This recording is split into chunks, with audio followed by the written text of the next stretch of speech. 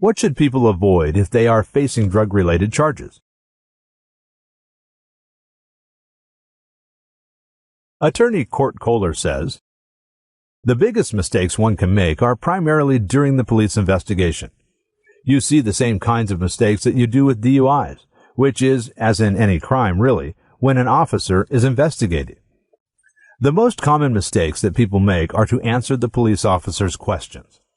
We have the right to remain silent for a reason, and it is definitely best in every case to always use that right.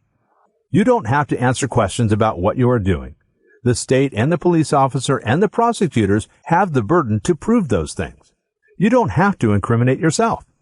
People try to reason with an officer by saying, well, it was just this one time, or I just had this little bit, or I was just going here and I had it. It was not mine. It was a friend's marijuana.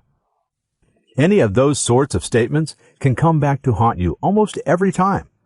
The officer is going to hear it in the context that is much different from the way you are saying it.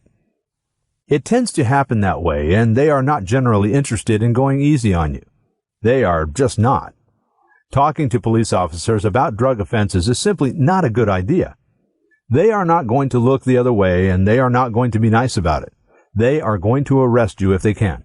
Most definitely, I would always recommend exercising your right to remain silent. For a free phone consultation, contact Attorney Court Koehler in Salt Lake City, Utah at 801-441-2013 or visit his website at www.saltlakeduidefense.com.